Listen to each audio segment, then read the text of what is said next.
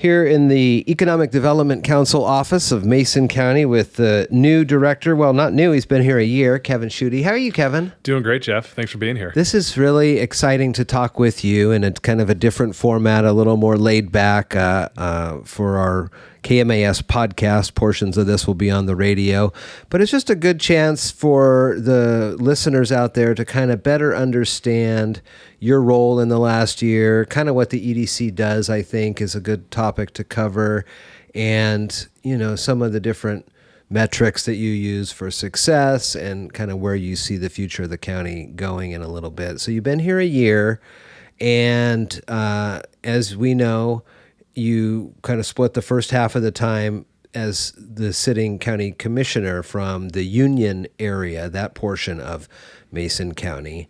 But for those who don't know a lot about you, kind of get us up to speed until when you took that county commissioner seat. Yeah, so it's been a great year. It's been a big learning experience for me, kind of in that transition. Prior to being on the county commission, I worked for the state legislature. I worked for then Representative Drew McEwen, now Senator Drew McEwen, as his legislative assistant. And then I did communications work also for the legislature and the House of Representatives. My educational background, though, is in secondary education. So I did bachelor's in secondary social studies education. So I had these big plans to be a civics teacher. And you know, in my mind, one of the best ways to be able to be a good teacher is to be able to bring some real world experiences into the classroom. And I thought, well, there's no better way to get good civics, lessons than to go live it. And so I was able to do that at the legislature for about 4.5 years, and then 8 years on the Mason County Commission.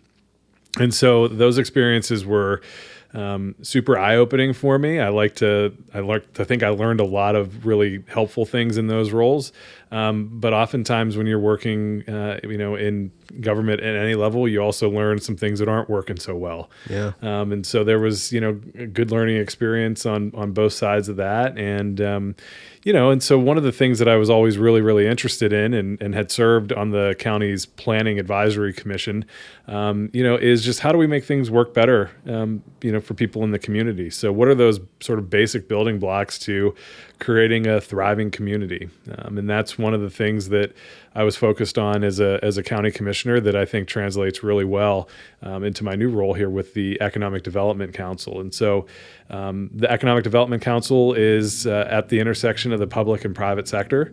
We want to make sure that there's alignment between the work that the public sector is doing and the needs of the private sector, so that the private sector can really, make the investments that we need to see in order to bring jobs and housing to Mason County. So a lot of those experiences have kind of, sort of led to this. And it's been an exciting year at the Economic Development Council, and I think the future is super bright for Mason County. I heard you last week, the other day, at the Moving Mason Forward meeting at Faith Lutheran, and you kind of, in a sense, and I've heard you say this before, but you liken the EDC somewhat to a chamber of commerce. Mm-hmm. While it's not a membership-based organization, there are some, what maybe the public could perceive as some overlap there. So how is it similar or different to what the Shelton, Mason County, or the North Mason chambers do? Mm-hmm.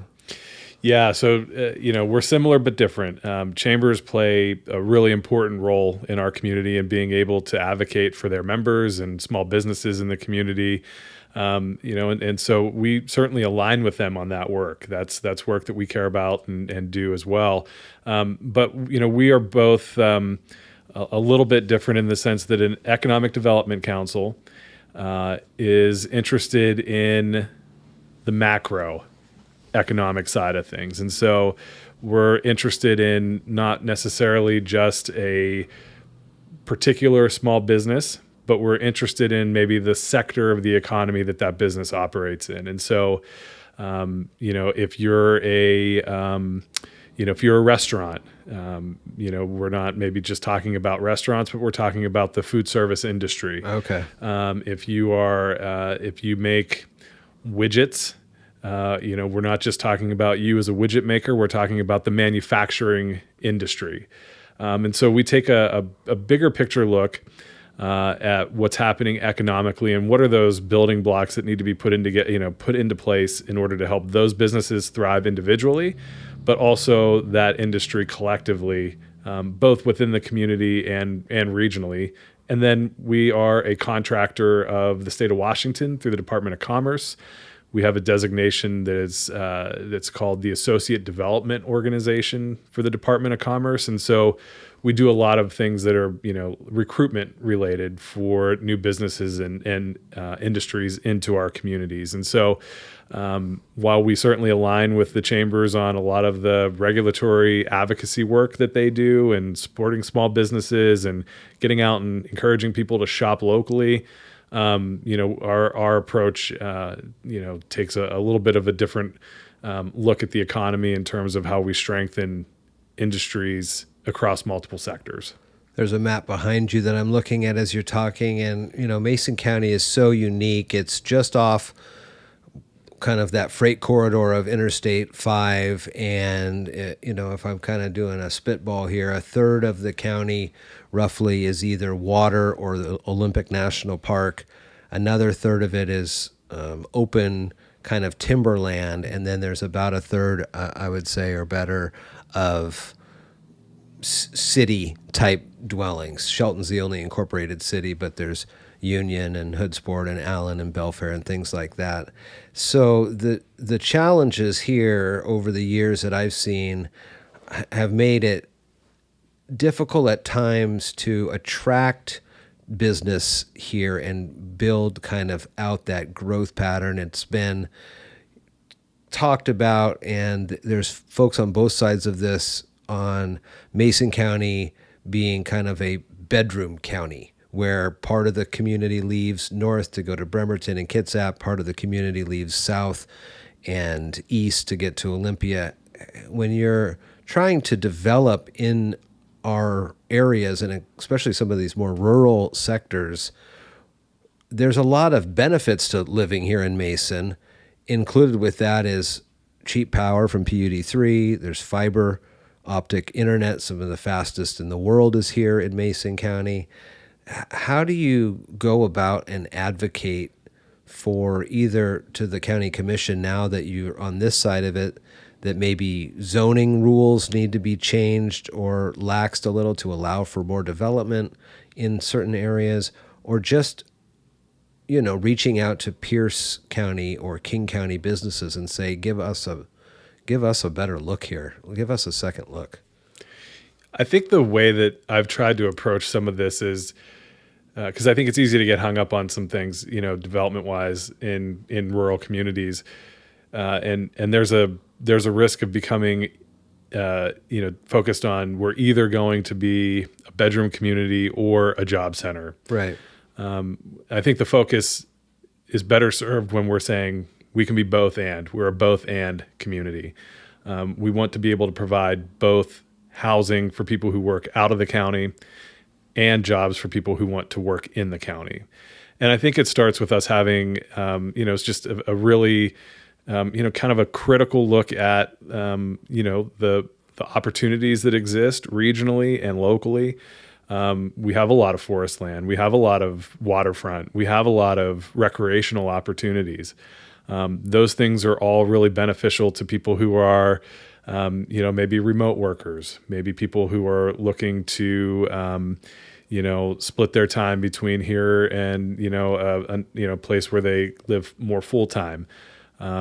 Those things are also really attractive when you're talking to businesses that are looking to expand or relocate.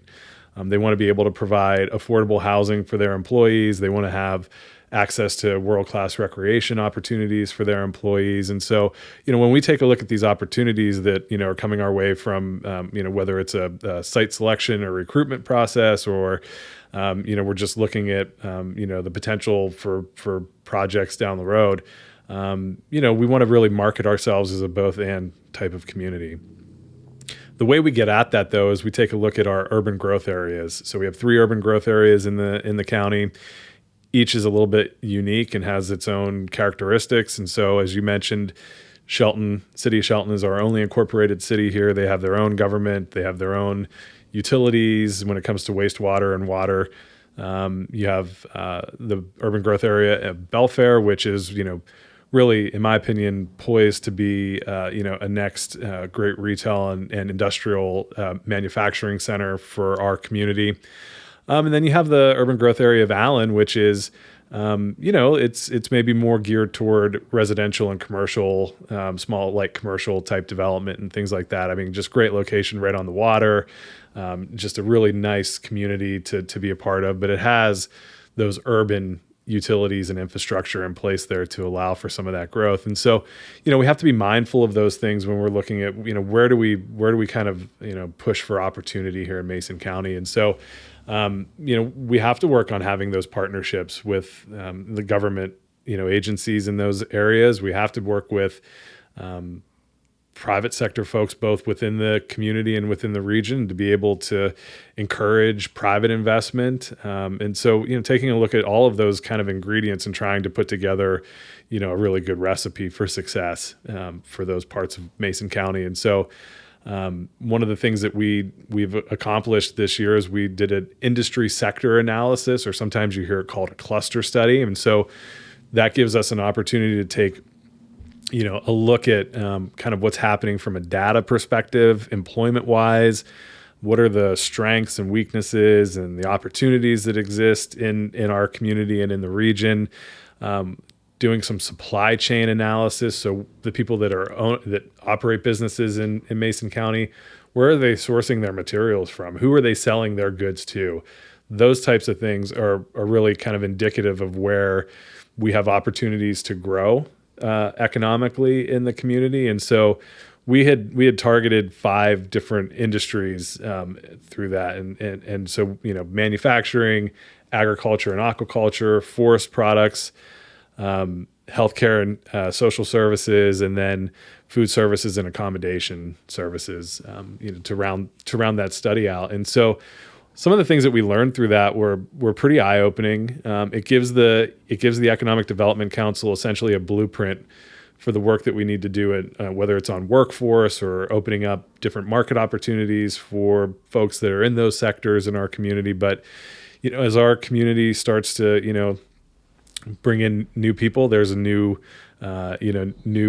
demand for services and amenities and things like that. And so how do we position ourselves, to be able to capture some of that? And, it looks a little bit different maybe down here in Shelton than it does in Belfair.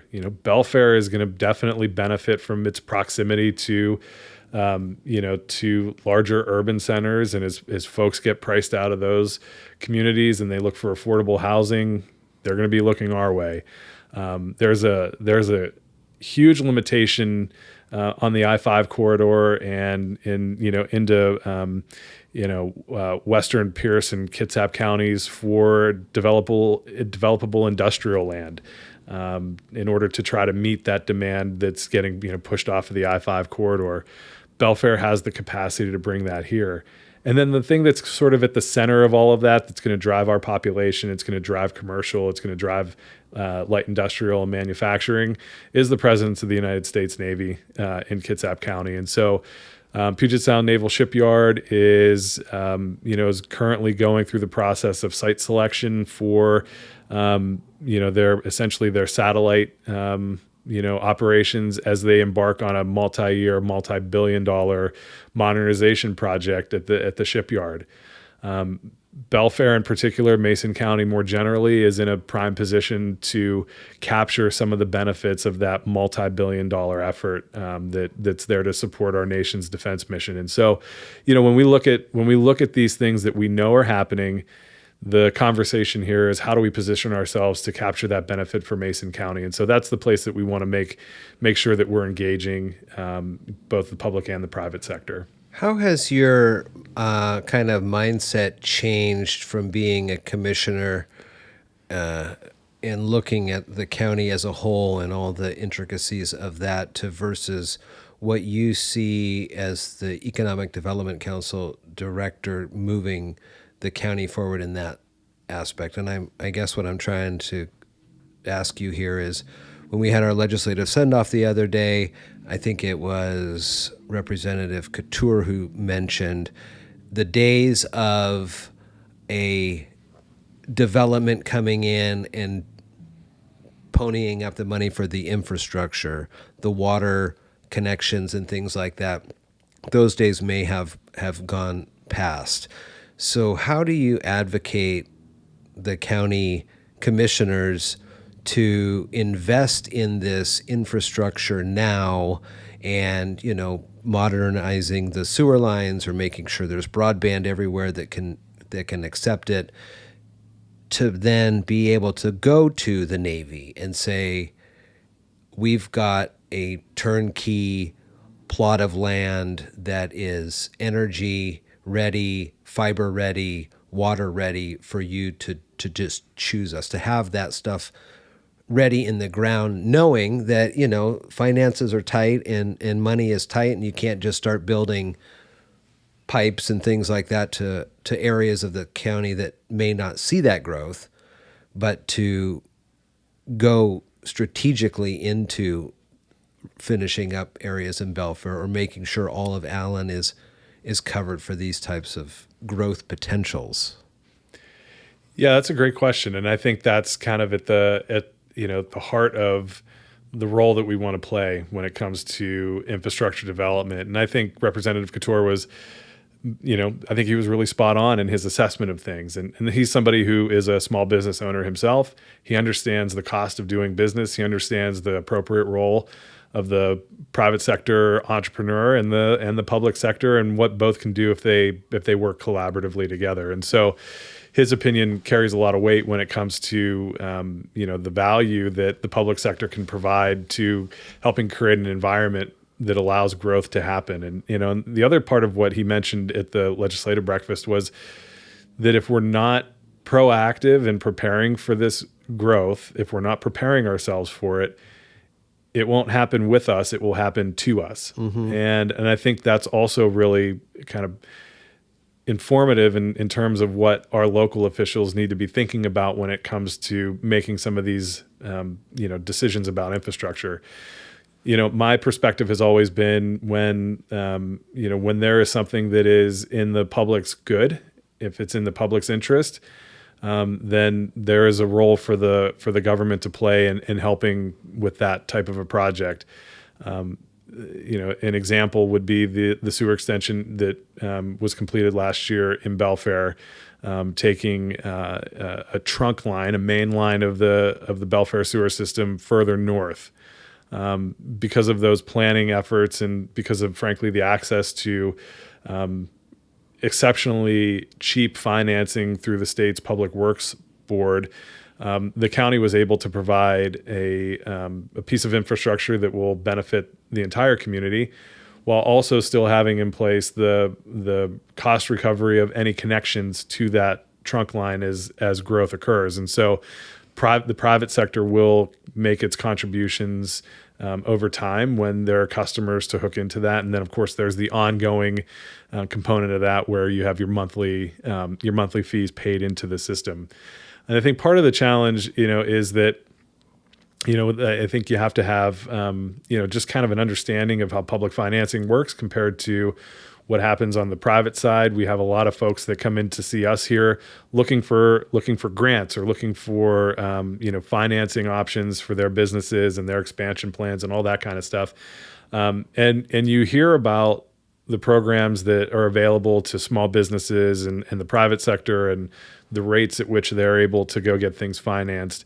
And then my perspective, in my time in local and state government, where you see the financing that's available to, public agencies is drastically different than what's available to the private sector.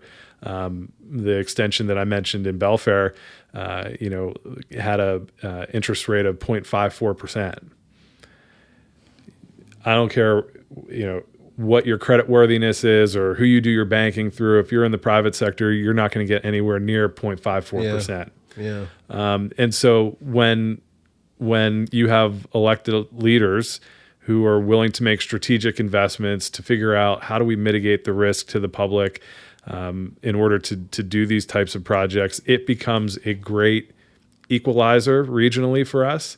That you would put Mason County in a competitive advantage relative to our neighbors. That said, as the director here, it's also part of my responsibility to work closely with my counterparts in the larger urban communities that surround us on three sides. So in Kitsap, Pierce, and Thurston counties, to work collaboratively. And, we talk very regularly, in particular, my counterpart in Kitsap and my counterpart in Thurston, about things that they're seeing happening in their communities. And if they're getting inquiries about projects and, site selection inquiries that they might not be able to fulfill, they send those our way. If they think it would be a good fit for Mason County, likewise, we do the same for them. There are going to be times where it's just, it's something that they might have a site that's ready. We don't. That there might be a capacity issue or some other issue, zoning or whatever, that they have already solved for in their community that would make them a good fit. And so the economic development community in Washington is a small, fairly tight-knit community where there's a lot of that sort of sharing of information and sharing of opportunities and resources. And while we all want to compete for opportunities for our communities, we also recognize that we have strong regional partnerships that kind of rise the tide for the entire state and in our regions. So it's a pretty good group of people to be associated with in terms of just developing out those partnerships to bring opportunities back to our parts of the state. A lot of folks look at an economic development council, I think, and they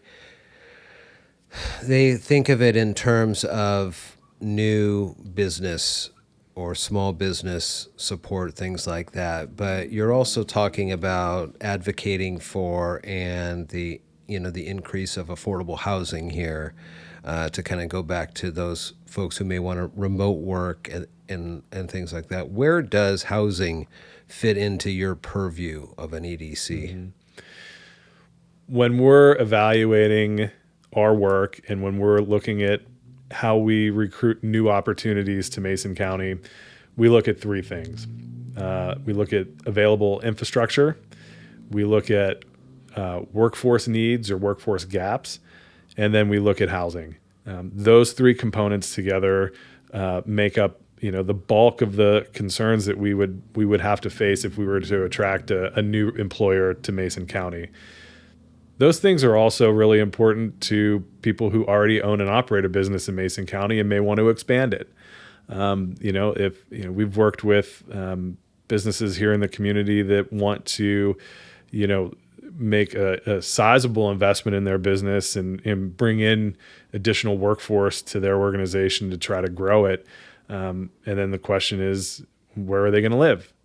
So we're really interested in seeing those three things work together to create opportunity here. And so I spend a lot of time thinking about housing and, in particular, kind of what we're seeing at the very low end of the housing affordability spectrum. And so we know that we have some challenges, like every community in Washington, with homelessness and affordability with housing. And so, sometimes, we want to take a look at those options too, because those are important elements to creating, some balance in the community so that people can kind of grow up through the housing spectrum as well. It's not all about, just the, 2,000 square foot single family residence that's kind of a cornerstone of our housing market. But we also have to be looking at more multifamily development, in particular in the city of Shelton. And so having a lot of conversations with leadership at the city about how do we encourage more infill development in town so that we can bring in, a little bit more of a diverse blend of housing. So we need to have conversations with our nonprofits in the community that do housing. So your Crossroads, your New Horizons, and others in order to develop permanent supportive housing solutions for, folks who are, maybe coming out of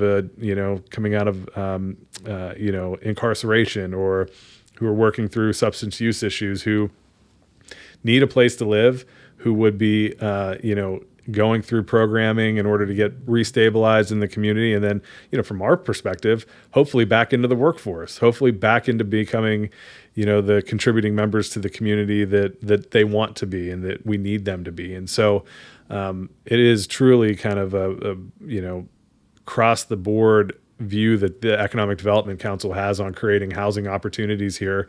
Everything from, like I said, that permanent supportive housing, transitional housing side of things to your, that missing middle housing component that we hear a lot about. So having a mix of housing, in particular in our urban growth areas, to, have a good blend of housing options, and then, and then on and on and on and up, for the people that maybe, are, remote working and want to have, a house here on Hood Canal.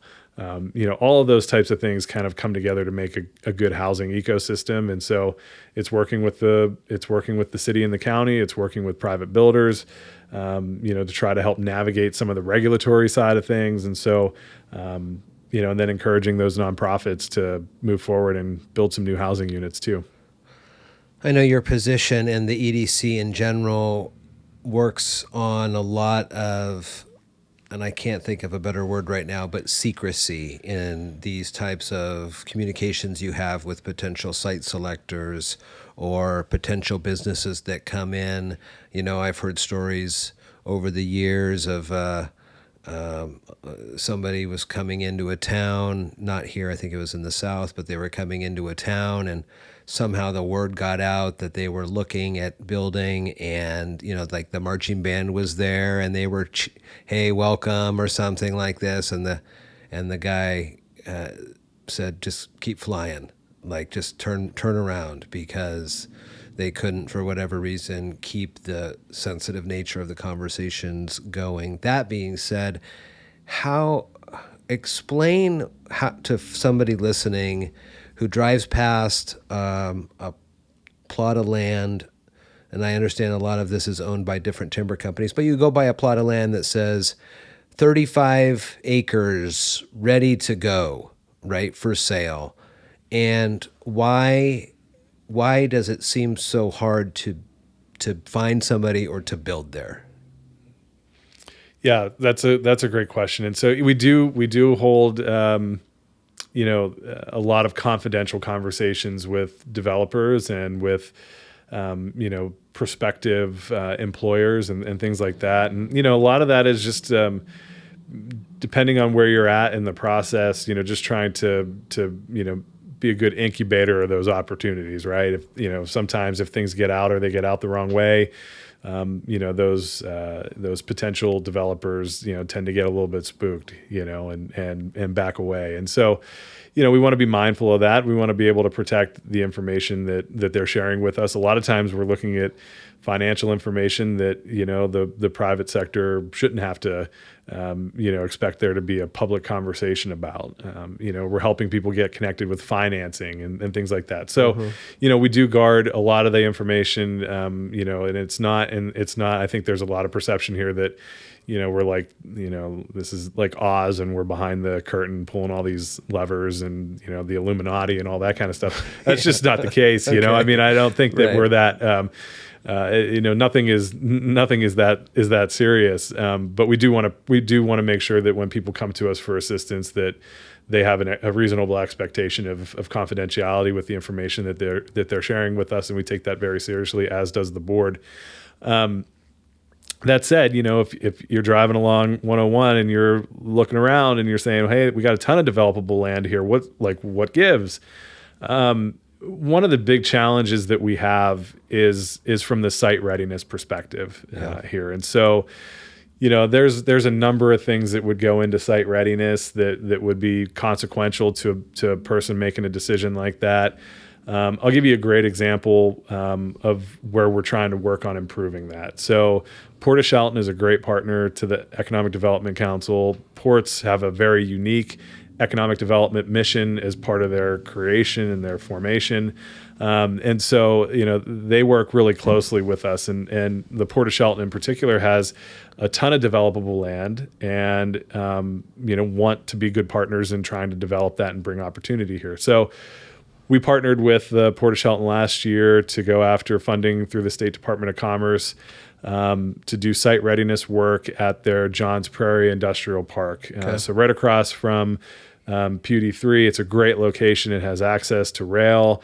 It's obviously have access to really good power right there and fiber. Some challenges on the sewer side.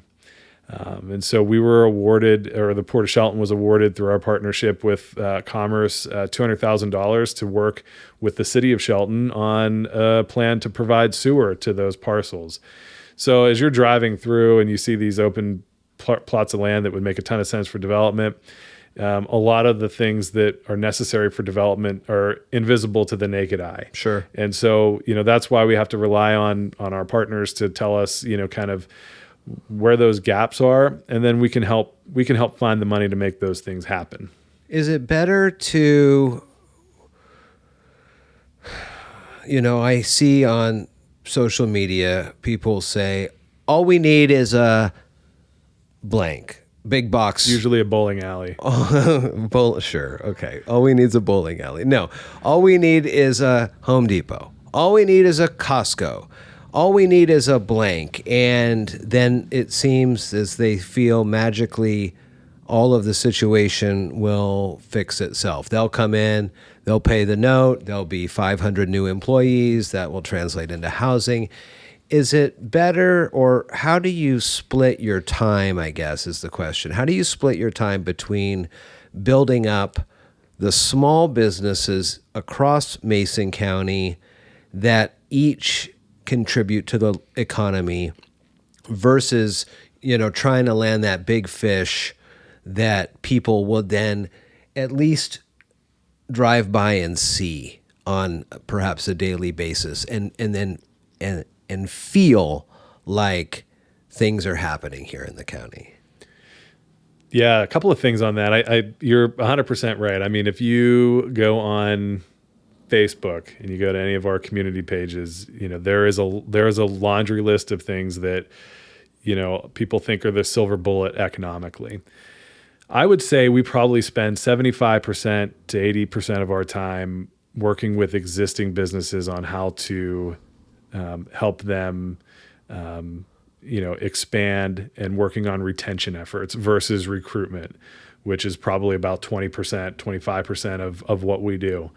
The fact of the matter is, Mason County does not have the population to support something like a Costco right now.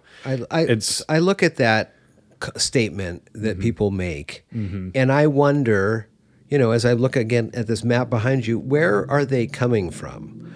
Because it's not as if the 101 is right on the route to the harbor or things like that. So, I mean, how do you talk people off the edge on those types of?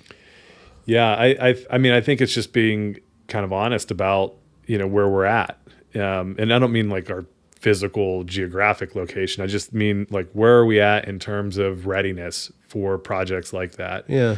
And I think, we'll get there eventually. I mean, it's just our population continues to grow. We have, we're making those strategic investments in infrastructure and everything. And I think we'll always look to bring those types of opportunities to Mason County. But like for the longest time, we haven't had the population to attract, a big box store like, a Home Depot or anything like that. And you have to understand too, that these are massive corporations that have, their algorithms for when and where they make investments and what that looks like. And they're fairly cookie cutter. And so the risk has been kind of taken out of the equation for Home Depot, for example. And they're not going to come into a community that's our size yet. They look at where their other stores are located. They look at, their online presence in communities like ours. And so when you talk to these organizations, they'll have a communication with you. They'll talk to you about, what they do and how they do it and everything. And then you kind of have to take a step back and say, okay, well, we're just really not there yet. Walmart is a great outlier in that situation because Walmart, I think, has, just sort of their business model is just very different. Like they are located in a lot of like smaller rural communities to begin with. They started in what at the time was a smaller rural community in Arkansas. And so there may be a little bit of an outlier, but there's definitely an equation that these companies use to determine where they locate their big brands. And so we just haven't gotten to that point yet. We'll get there eventually. Where we see the real value in our local economy is in places like Sierra Pacific, or in other very, very nondescript employers that you drive past every day and don't even think about. Sure. And so where we're focusing is on, helping the businesses here already expand, grow their payroll, grow their employee base, and really trying to target good jobs for the community. And so that goes back to our cluster analysis that I talked about a little bit earlier. So we know that there's a huge demand for healthcare services, and that's only going to continue to grow. So how do we work with Mason Health in order to be able to expand, and recruit registered nurses or primary care providers or imaging techs and all the other things that go into providing services, that our community is going to rely on more and more over time. But at the same time, how do we also help them attract new specialties into the community so that as we have an aging boomer population, that they have services that, whether it's, continuing to expand their cardiology or other, specialty services that people are going to want. We also look at like manufacturing. So how do we help a company like TrueFab up at the Port of Shelton that does a ton of really great manufacturing work for companies like Boeing and for the United States Navy? How do we help them expand their employers or their employees? In particular, their welders.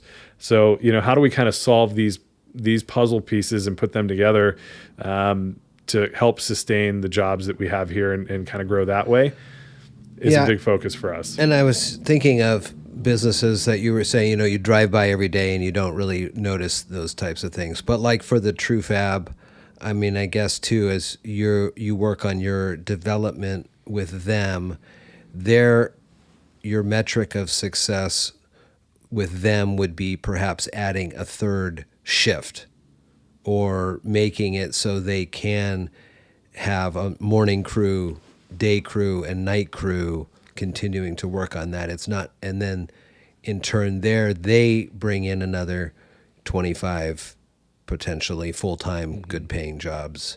So when you look at those types of wins potentially in the community, and another question I have is, who is the EDC accountable to? You mentioned partnerships with the commissioners and the county and the commerce and things like that, but I mean, I guess like who oversees the what you're doing here and kind of audits your success matrix? Yeah, that's a great question too. I mean, so we have a really engaged and aligned board of directors, who are members of both the public and private sector. So we have board representation from some of the largest companies in Mason County, including Green Diamond and Sierra Pacific and Taylor Shellfish. And we have representation from our public sector agencies like the Port of Shelton, Mason County, City of Shelton. And so that we'll have after our board elections now, we'll have 17 members on our board of directors. They are my boss. And they approve or disapprove of the work plan that staff here puts together and puts in front of them annually. And yeah, I mean, it's part of my job as the director to keep the board informed on the things that we're doing. We do have day-to-day autonomy. We're pretty flexible, and we can be pretty flexible when opportunities come our way to be able to go after those. But there is nothing that we do here that doesn't get shared with the board or doesn't get input from the board.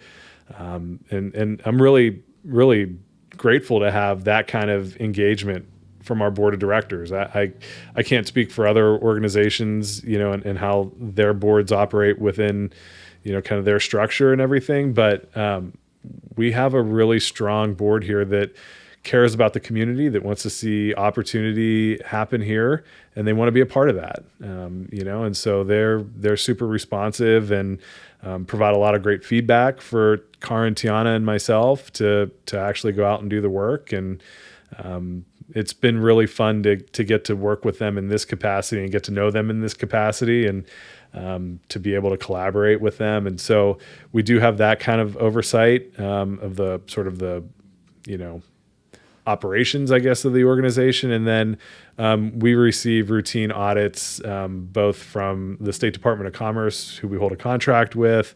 And then we also have an outside auditing firm that does a financial review for us. And depending on, a couple of years ago, we went through a full single audit, based on a lot of the federal funding that we had passing through during COVID and all that kind of stuff. So there are those checks and balances. There are those, independent third-party looks at our operations, both financially and from a policy procedure standpoint, so that, we're doing the things that we're supposed to be doing as a bona fide nonprofit in Washington State.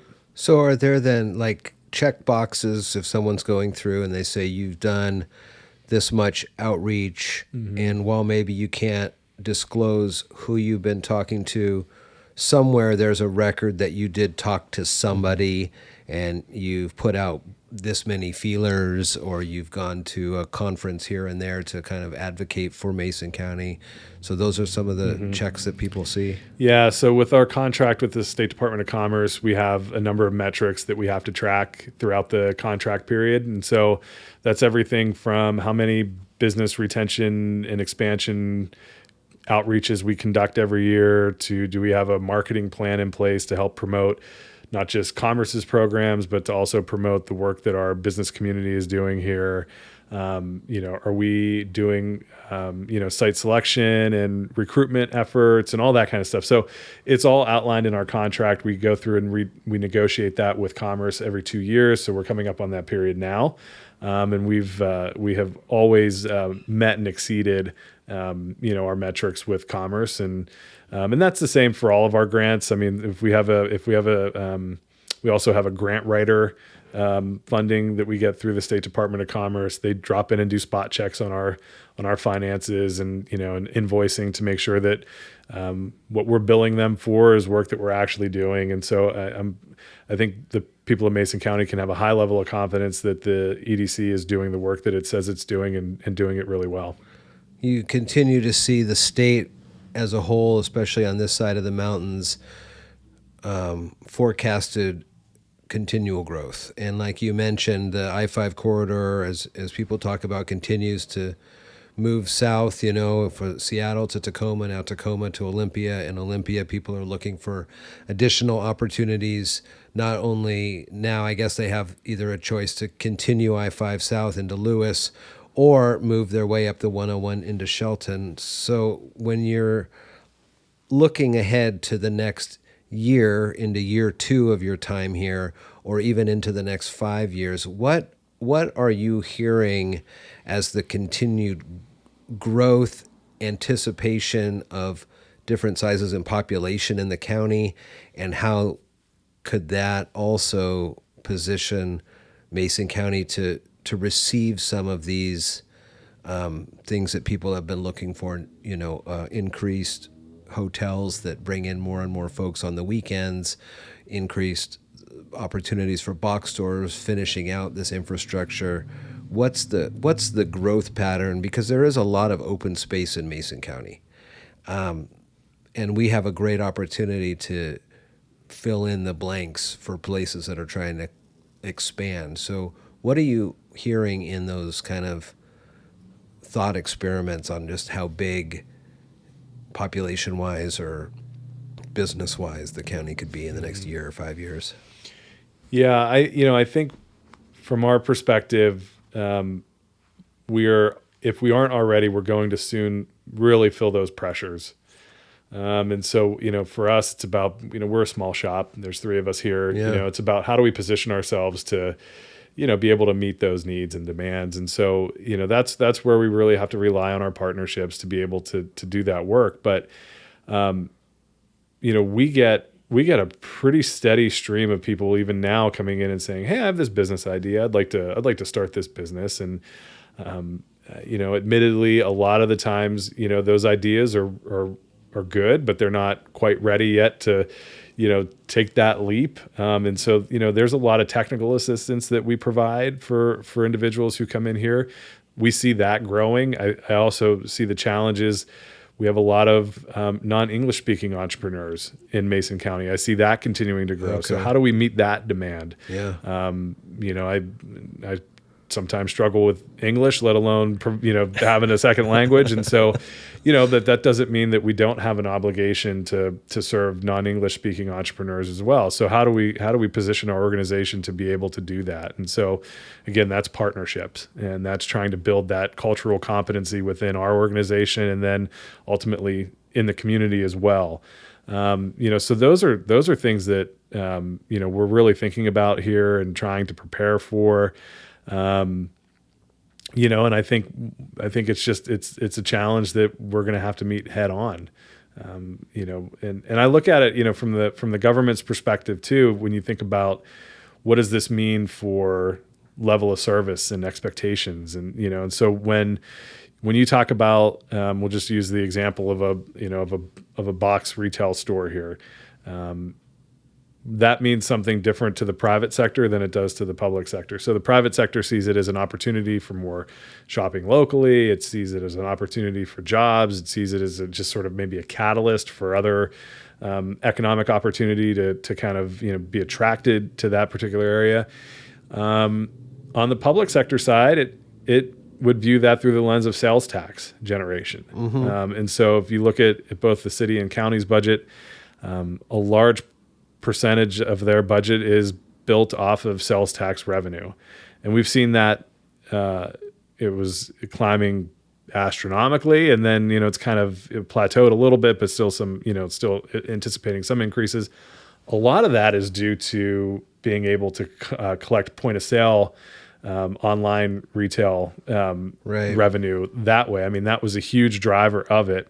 But when the public sector is thinking about like those investments we were talking about earlier with infrastructure and what do we get out of it and all that kind of stuff, that's the lens that they're hopefully going to be viewing, these economic opportunities through is what does this mean for how we're able to support critical public services like law enforcement, and other services, planning and permitting, so as you're building housing and you're building, commercial and things like that, you want to make sure that you have a predictable and reliable planning and permitting process to make all of those things happen so that it's good for the investor, but it's also good, good protection for the community to make sure that you have, qualified, credentialed individuals who are making those decisions on the government side too. So, there's a couple of lenses to view those things through. And I think from my seat here across the street from the county and the city, it's a tremendous opportunity for us to embrace. We should not flee from the opportunity to attract, economic development and growth to our community. We can do it in a way, to go back to what Representative Couture was talking about. If we're preparing for it and we're planning for it, we can manage it. Mm-hmm. And we can do it in a way that protects our natural resources and the things that maybe that rural character that was so attractive to people coming here in the first place. We can be a community that is, both open to opportunity and protective of the environment that we have. I think collectively, we're pretty good at being able to figure out complex situations like that. And I think we can continue to do that here. But, there's going to be that sort of gut check moment for our community where it's like, we have this opportunity. How do we embrace it?